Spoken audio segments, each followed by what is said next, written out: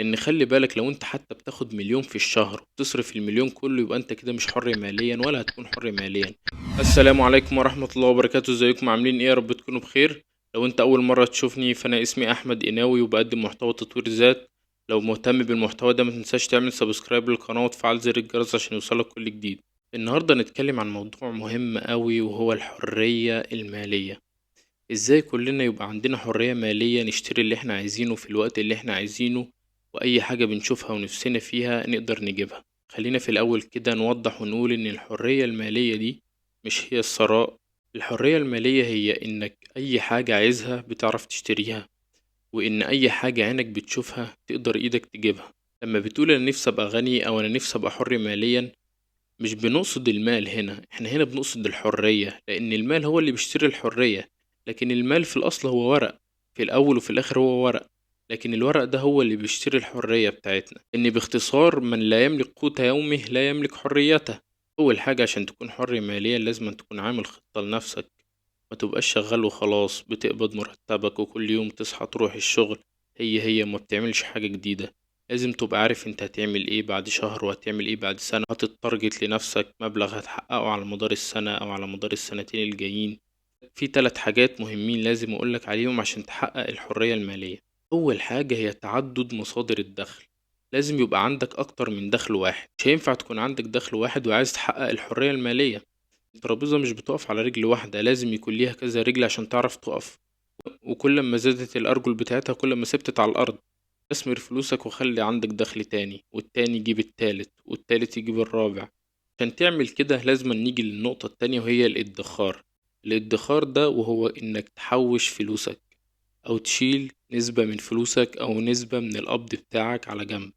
مش تاخد القبض من هنا وهو يبقى عارف هيروح فين، تصرف هنا وتصرف هنا وتصرف هنا، ما يبقاش معاك حاجة حتى للشهر الجاي. الحاجة التالتة بقى اللي عايز أقولك عليها وهي الاستثمار. لازم تستثمر فلوسك وتوزعهم على كذا استثمار. ممكن تقولي أنا فلوسي ما تكملش إن أنا أستثمر في شركات كتير قوي تقدر تستثمر فيها من أول $100 ومن أول $50.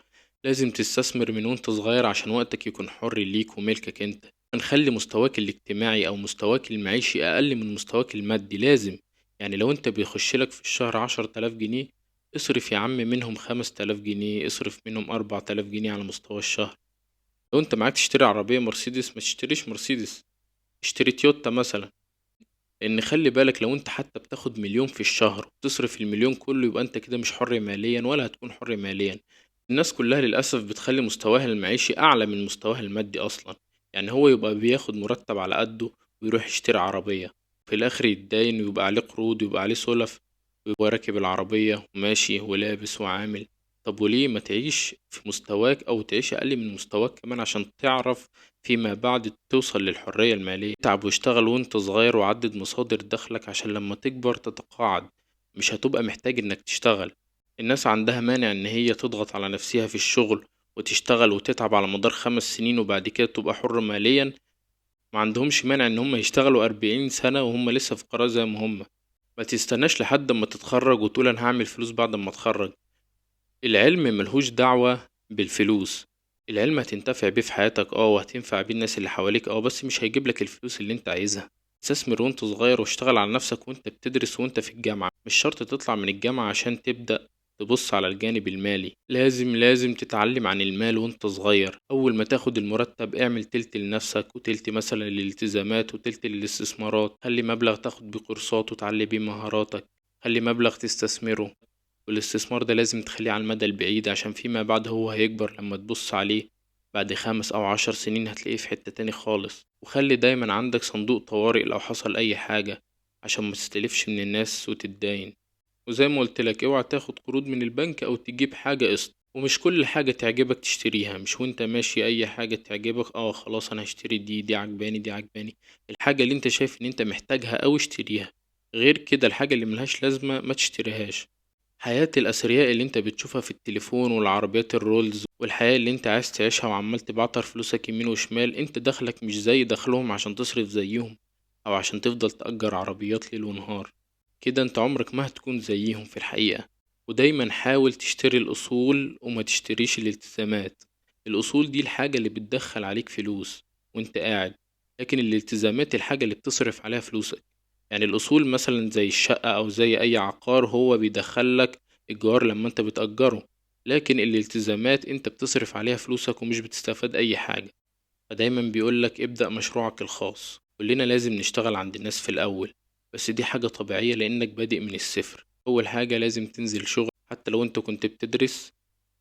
لو شغلك مثلا 8 ساعات تقدر تيجي من الشغل تتعلم أي مهارة زي البرمجة أو زي أي مهارة تانية أنت بتحبها.